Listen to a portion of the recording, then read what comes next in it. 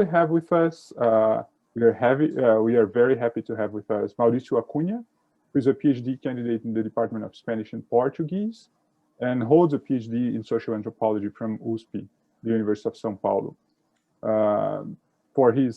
And he also won the Silvio Romero Award for his master dissertation. He's the author of A Ginga da Nação, Intelectuais na Capoeira e Capoeiristas Intelectuais, published in 2015, and has collaborated on the new critical edition of Sérgio Buarque de Holanda's book, Raízes do Brasil, published by Companhia das Letras in 2016.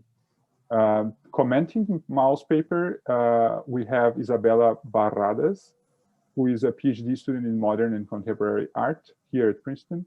Her research focuses on the history of photography as well as Latin American art. So I think Mau will start as the format. Mau will start, and then Isabela will share her thoughts with us and some comments and questions for Mau.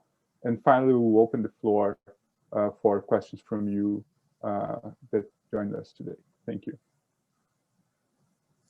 Nice. Well, hello, ¿qué tal? Buenas tardes, boa tarde. It's very nice to be here. Thank you again, Jonathan, Miqueas, and Brazil Lab for having this working programs space. So it's a very, very nice to see many familiar faces here and new ones to me. And I will give just a short introduction about my dissertation indeed, and a little bit of information about this paper that I'm very happy to receive any feedback and comments from Isabela and any other colleague that has read the text before this presentation. So yeah, I will share my screen with you. Can everybody see yes. PowerPoint? Yep, good, nice. Well, here we are. So Léopold Senghor and in Brazil, no, and the discussion of poetics of a Luso-Afro-Atlantic Négritude. So my dissertation, it's called Poetics and Performances of Afro-Atlantic Imaginations, and the dissertation unpacks the Global South, Black internationalism, and the post-colonial aesthetics of the First World Festival of Negro Arts, held in Dakar in 1966. This was a global event dedicated to literature, dance, theater, cinema, music, and plastic arts. In light of this festival, I explore the translations and embodiments of Négritude, racial democracy, and Luso-tropicalism as concepts from France, Brazil, and Portugal that formed part of a poetics of Afro-Atlantic aesthetics and political thought in the 1960s. My argument is that the First World Festival of Negro Arts is a unique event for analyzing how these three ideas, Négritude, racial democracy, and Luso-tropicalism, traveled across linguistic, cultural, and geopolitical borders.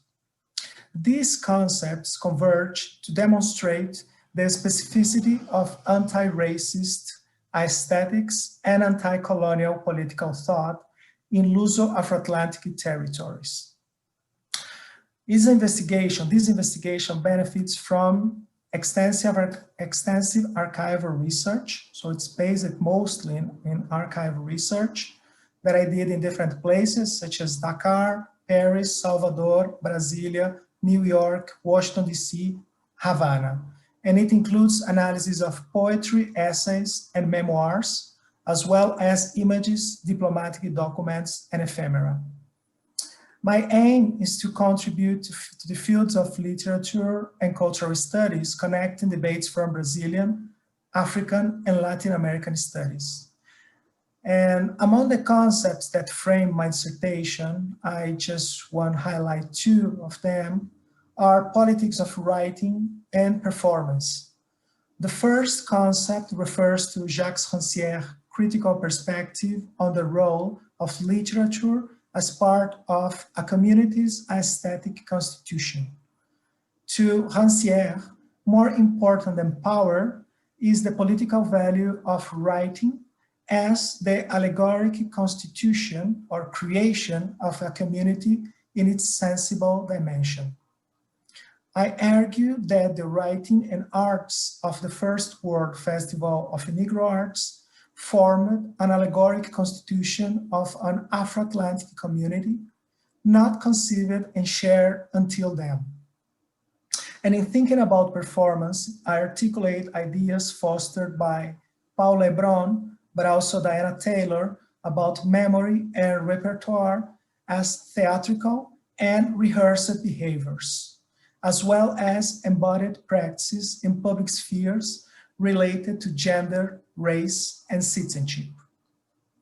My conclusions considers the transnational effects of Afro-Brazilian artists in Dakar, as well as the importance of poetry, fiction, and diplomatic documents to ignite connections.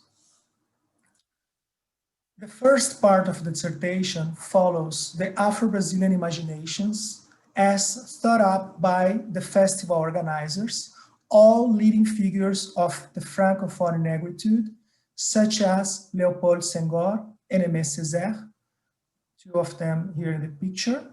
The chapter 1 traces the debates about African heritage in Brazil as presented in Présence Africaine, the most important magazine of Négritude, published in Dakar and Paris beginning in 1948. The chapter also scrutinizes the resonances of the festival in the political conflicts that lead to the 1962 attempt of coup d'etat in Senegal. Chapter 2, highlights the aesthetical debates about African artifacts as art objects and the place of Afro-Brazilian sculpture in the First World Festival of Negro Arts and the Brazilian delegation to the event. The chapter considers the avant-garde failures and cosmopolitan triumph of a post-colonial aesthetic proposed by the festival's organizers, as well as the intervention of Afro-Brazilian artworks by Heitor dos Prazeres, Aguinaldo dos Santos, and Rubem Valentim. The dissertation's second part analyzes the interplay of the ideas of racial democracy and Luso-tropicalism within the borders of Brazil, as well as their transnational aesthetical and political effects on Guinea-Bissau and Angola. Chapter 3 compares divergent ideas of racial exceptionalism in the works of Brazilian and African artists and intellectuals, such as Léopold Senghor, Gilberto Freire, Abdias do Nascimento, and Mário Pinto de Andrade. And here I have pictures of three of these four intellectuals, and the article is based, the article that we're going to talk today is based in this chapter. Chapter 4 scrutinizes the performances of the Brazilian Commission to the festival and presents two particular poetic instances of racial democracy and Luso-tropicalism. The Redemption Through Forgiveness by Léopold Senghor and the Redemption Through Marronage by Abdias do Nascimento. The conclusion of the dissertation proposes new paths, new connections, to understanding how literary and cultural practices forged new aesthetics, sensibilities, and alliances across the Afro-Atlantic world during the 1960s. So that's the general frame of the dissertation, and now I'm just gonna talk a little bit about the article. So the article, this article explores the intertwined histories, poetics, and politics of Léopold Senghor in the Luso-Afro-Atlantic world, particularly in Brazil, Portugal, and the African territories under Portuguese colonialism in the 1960s. And I'm talking about Guinea-Bissau, Cape Verde, Angola, Mozambique mostly. The main purpose is to unveil a pivotal dimension of his Afropolitanism that has been ignored by a literature centered on the Anglophone and Francophone languages and cultures. A poem published in the book Nocturnes and speeches delivered during travels to Brazil and Portugal as a head of state make evident the important relation between Senghor's poetics and his politics of a third world alliance. Brazil was at the time an example of racial exceptionalism to many Black and white intellectuals in North America and Europe, dealing with segregation and decolonization. In part, these prestigious ideas was due to the prestigious sociologist Gilberto Freire. Freire's ideas evolved from a powerful narrative about Brazil as a racial democracy and becomes a background to support Portuguese colonialism under the idea of Luso-tropicalism. My article sheds light on the poetic principles guiding Léopold Senghor's imagination of the Lusophone world, his readings of Freire's ideas, as well as his performative speeches in Rio de Janeiro and Salvador when he traveled to Brazil as a head of state. And the conclusion considers complex connections between racial exceptionalism, anti-racism, and Afropolitanism in the Afro-Atlantic world, emphasizing the multiplicity of aesthetics and political entanglements. And now, just for the end of my presentation, I'd like to share with you a video in which Léopold Senghor, he narrates the poem. So the article explores indeed one poem, Elegia das Saudades, Elegia das Saudades. And I just want to share with you a brief piece of this poem as narrated by Léopold Senghor and his Carioca pronunciation. So I'm going to share the video and also the translation, okay?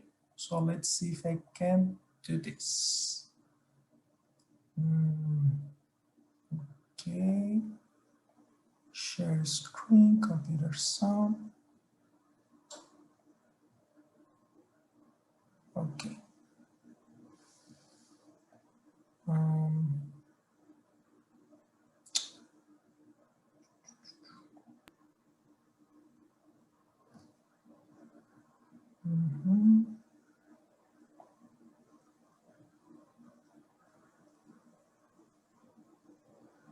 Sorry, I think that I can't share. Well, unfortunately, I just gonna share now the poem as narrated by Senghor, and then I will share with you the translations, okay? So I'm not able to do both here, sorry.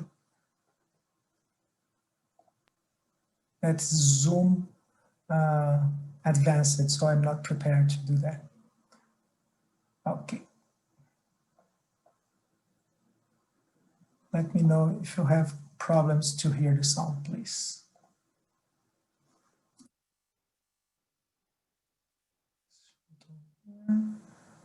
Okay. Elegia de Saudades, a Humberto Luis Barahona de Lemos. J'écoute au fond de moi le chant à voix d'ombre des saudades. Est-ce la voix ancienne, la goutte de sang portugais qui remonte du fond des âges, mon nom qui remonte à sa source? Goutte de sang ou bien signor, le sobriquet qu'un capitaine donna autrefois à un brave lapto. J'ai retrouvé mon sang. J'ai découvert mon nom l'autre année à Coimbra sous la brousse des livres. Monde scellé de caractères stricts et mystérieux, aux nuits des forêts vertes, aube des plages inouïes. J'ai bu, murs blancs, collines d'oliviers, un monde d'exploits, d'aventures, d'amour violent et de cyclones. À boire tous les fleuves, le Niger, le Congo et le Zambèze, l'Amazone et le Gange. Boire toutes les mers d'un seul trait nègre, sans césure, non sans accent. Et... Okay. Well, yes, that's just a small piece that I want to share. I would like to share with you, just in order that you can have the feeling of this kind of performance and embodiments that that Léopold Senghor produces, not only in writing, but also in his speech, which is something also important to this article. So I will stop here, and thank you again for this conversation.